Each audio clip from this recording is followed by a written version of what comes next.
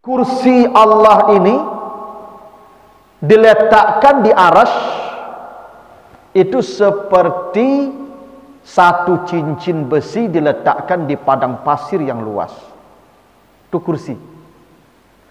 Dan langit, bumi dan semua yang ada, semua langit dan bumi dikumpulkan, diletakkan di kursi, maka seperti cincin besi yang diletakkan di padang pasir yang sangat luas.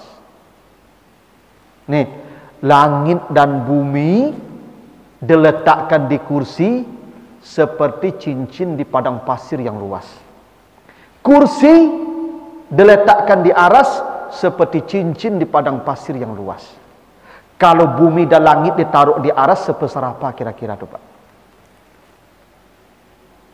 Bumi dan langit diletakkan di kursi seperti cincin di padang pasir. Kursi diletakkan di aras seperti cincin di padang pasir. Itu besarnya aras Allah. Itu ciptaan Allah yang paling besar, aras. Dan aras Allah yang maha besar ini Bapak Ibu dipikul hanya oleh 8 orang malaikat. Coba baca surat Al-Haqqah ayat 17. Wal malaku ala arjaiha wa yahmilu arsya rabbika fawqahum yawma izin samaniyah. Ya, di surah Al-Haqqah ayat 17 kata Allah, arsy Allah yang besar itu hanya dipikul oleh 8 malaikat. Hanya 8 malaikat. Nah, ketika 8 malaikat ini diperintah Allah memikul arsy, malaikat ini menolak mentah-mentah. Demi keagungan-Mu ya Tuhan, arasmu yang begitu besar, tidak akan kuat kami memikulnya. Hanya 8 orang. Tidak mau malaikat ini, tidak kuat memikul aras itu. Tidak kuat. Kata Allah, kalian yang 8 ini pikul aras saya sampai hari kiamat. Mereka tetap tidak mau. Kenapa? Karena merasa tidak kuat. Bukan menolak perintah Allah, tidak kuat rasanya memikul. Bukan menolak, tidak kuat. Maka kata Allah, kalian bacalah haula wala quwata illa billah. Maka begitu malaikat ini membaca la haula wala quwata illa billah, maka sampai hari kiamat kelak mereka yang 8 orang ini memikul aras dengan ringan dan santainya. Ini hadis sahih. Jadi Bapak Ibu, para malaikat pun itu memiliki kekuatan lebih dengan kalimat la haula wala quwata illa billah. Itu rahasianya Bapak Ibu. Kenapa Bapak Ibu ketika dipanggil salat, hayya 'alas salah, apa jawabannya? La haula wala quwata illa billah. Kenapa itu jawabannya? Allahu akbar, Allahu akbar, Allahu akbar. Asyhadu an la ilaha illallah, asyhadu an la ilaha illallah. Asyhadu anna Muhammadar Rasulullah, asyhadu anna Muhammadar Rasulullah.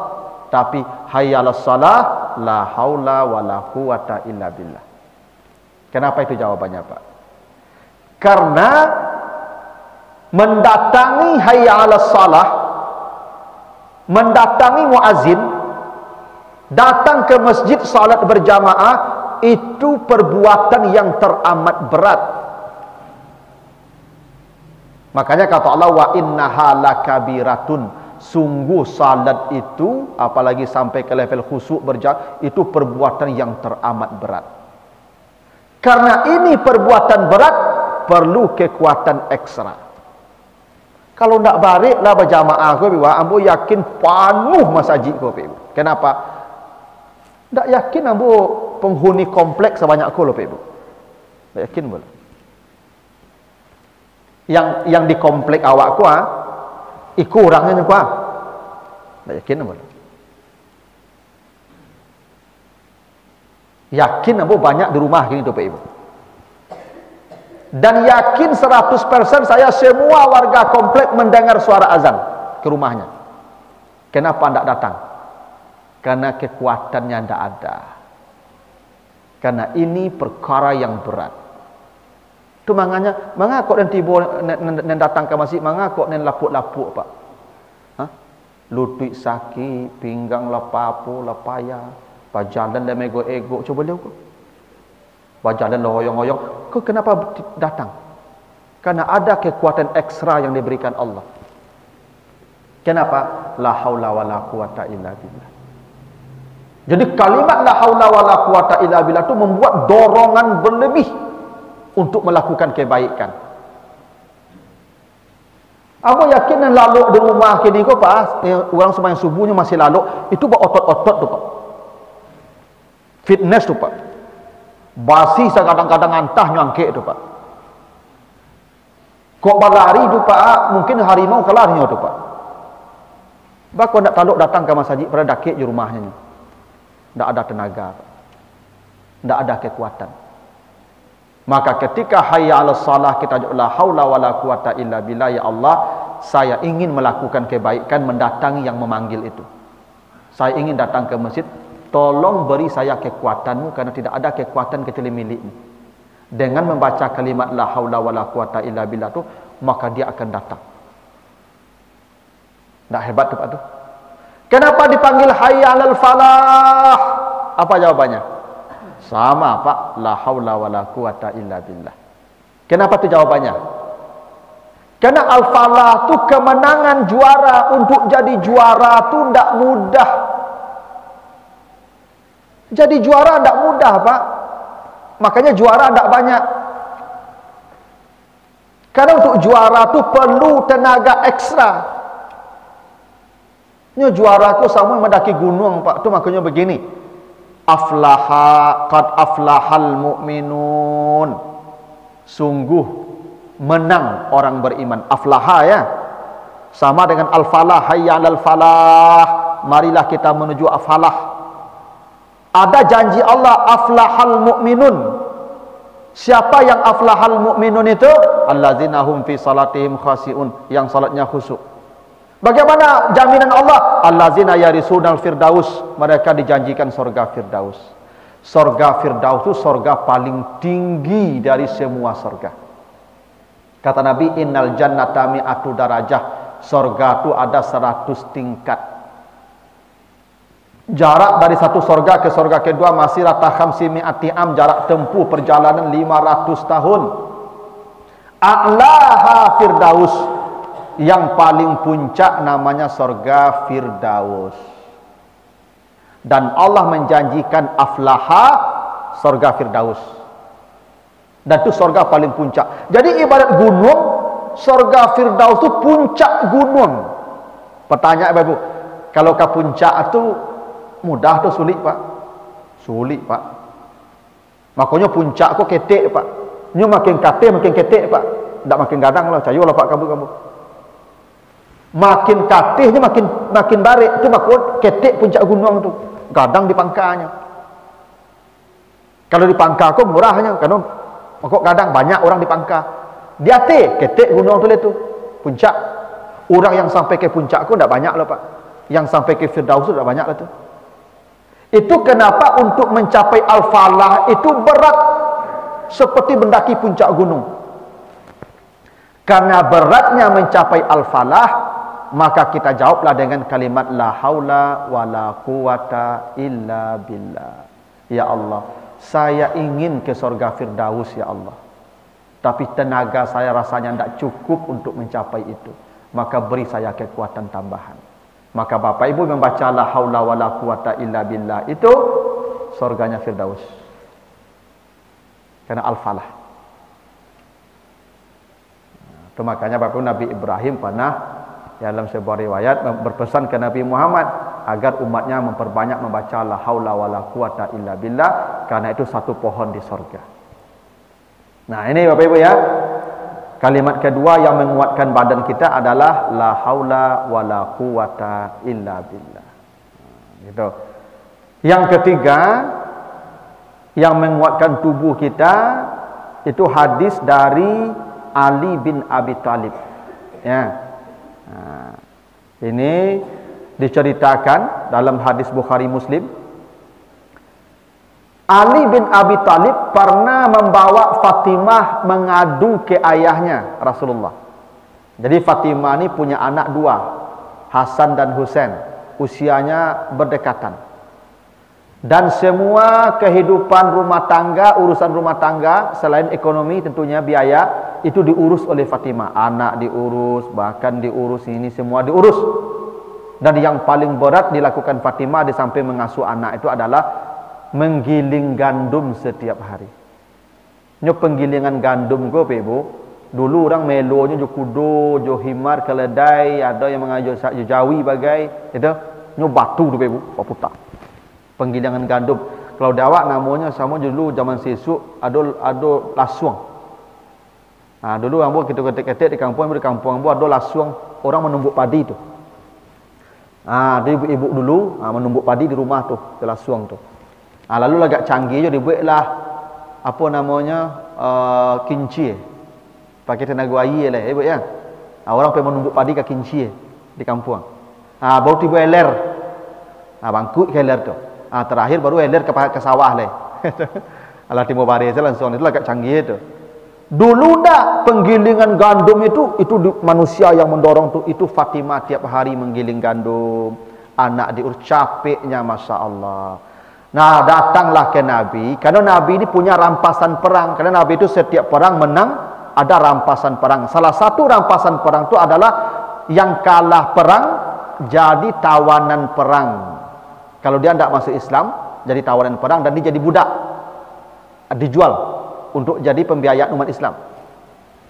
Ini Nabi punya apa? Budak banyak nih, banyak budak-budak Nabi. Ghanimah namanya, rampasan perang. Ya. Maka Ali mengadu ke Nabi, menyampaikan bahwa Fatimah letih setiap hari bekerja. Ujungnya mintalah saya pembantu satu dari budak engkau ini. Itu tujuannya. Jadi Ali berkata, ya Rasulullah, Fatimah lelah setiap hari. Begitu saja. Tapi ujungnya Ali minta dikasih pembantu untuk membantu pekerjaan Fatimah, budak. Apa kata Nabi? Ini bunyi hadisnya. Ala adullukuma ala ma huwa khairul lakuma min khadimin iza awaituma ila firashikuma fakabbira salasan wa salasin wasabbiha salasan wa salasin wahmada salasan wa salasin fahaza khairul lakuma min khadimin. Kata Nabi, mau ndak engkau berdua saya tunjukkan satu bacaan yang lebih baik dari pembantu manapun. Kalau ini engkau baca, engkau tidak akan dihinggapi rasa lelah dan engkau akan kuat menghadapi betapa beratnya beban harian hidupmu. Tentu Ali dan Fatimah mau. Tunjukkanlah kami kalimat itu ya Rasulullah. Kata Ali, iza awaituma ila firashikuma, kalau engkau sudah berada di atas kasurmu mau tidur, maka bacalah subhanallah 33 kali, alhamdulillah 33 kali, Allahu Akbar 33 kali. Ini kalimat lebih baik dari berapapun pembantu yang kau punya.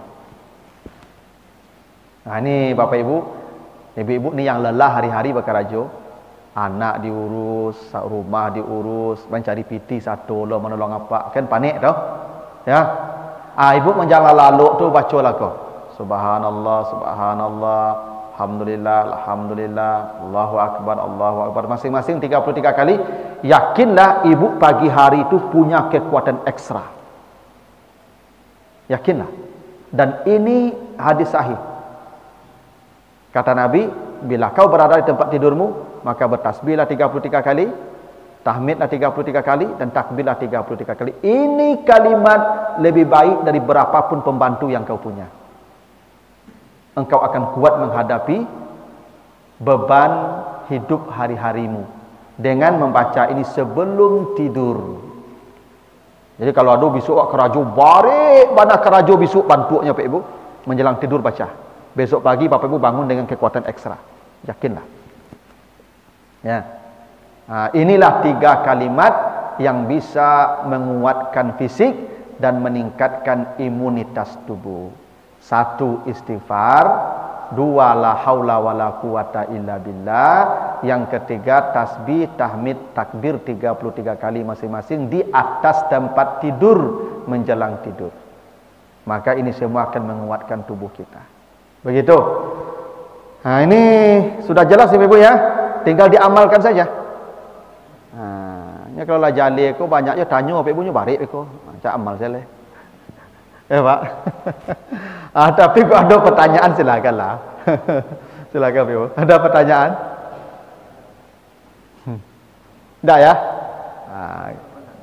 Silakan Pak. Assalamualaikum warahmatullahi wabarakatuh. Waalaikumsalam.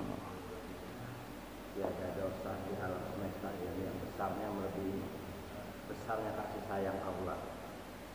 Tiada dosa di dunia ini yang besarnya dapat mengalahkan besarnya ampunan dan maaf Allah. Tadi dikatakan bahwa pembacaan istighfar itu 70 kali. 70 kali tentunya minimal. Artinya kita harus menghitung. Jadi saya mencoba mengeksplor istighfar itu mana yang lebih baik Pak Ustaz. Menghitung minimal 70 kali, 100 kali dan seterusnya, atau pada waktu baca istighfar merenungi di dalam hati, ya, semua mengingat semua dosa-dosa yang pernah kita alami, kita lakukan sepanjang hidup kita. Itu yang kedua. Jadi perbandingan mana yang lebih baik. Yang ketiga, kita baca istighfar, kita eksplor istighfar tersebut dengan maknanya. Dengan maknanya itu ya makna istighfar lah. Ya Allah, dari dalam tawakal di dalam hati. Kita baca terus istighfar, tapi dalam hati, ya Allah ampunilah dosaku, ya kan, maafkanlah semua dosa-dosaku, begitu besar dosa yang aku lakukan. Terus maknanya itu diukur. Mana yang lebih baik dari tiga itu? Ya begini Pak Ibu. Tadi kan kata Allah, istaghfiru rabbakum summa tubu ilaih. Nah, jadi ada istighfar, ada taubat. Ya. Taubat itu artinya kembali kepada Allah. Jadi kalau kita berbuat dosa, berarti kita sudah keluar dari rel namanya itu Pak. Karena agama ini ada batas-batas, namanya hududullah. Batas-batas yang Allah ciptakan. Ini boleh, ini tidak, ini halal, ini haram. Bila kita keluar dari batas itu, maka kita berdosa. Kalau kita keluar batas, berdosa. Nah, begitu kita keluar batas, kita kembali. Kembali itu namanya taubat. Ibarat kereta keluar dari rel, maka dia angkat, dia taruh kembali, balik kembali ke rel, mundur, rel kembali. Itu namanya taubat. Ya, itu namanya taubat. Istighfar bagian dari taubat. Istighfar itu adalah kita meminta kepada Allah, ya Allah, tolong tutup dosa saya. Baik dosa ini tutupnya di hadapan manusia nanti di sini atau di akhirat, dan tutup juga dampak dosa ini. Taubat itu banyak langkahnya. Satu, mengakui salah kita. Ya, mengakui, kita akui ini salah. Seperti Nabi Adam, Rabbana zalamna anfusana. Itu diakui. Ya Allah, saya telah berbuat zalim kepada saya. Itu maka Nabi Adam bertobat. Ya, fataba alaih. Itu ya, fatalaqa Adam min rabbih kalimatin fataba alaih. Nabi Adam bertobat. Bagaimana tobat Nabi Adam? Mengakui salah dulu. Setelah itu, Rabbana zalamna anfusana wa illam taghfir lana. Baru meminta ampun. Nah, istighfar ini bahagian dari taubat. Setelah kita meminta ampun, maka diganti dengan amal saleh. Makanya Bapak Ibu salat sekarang ini bahagian dari taubat. Karena setiap salat menghapus dosa.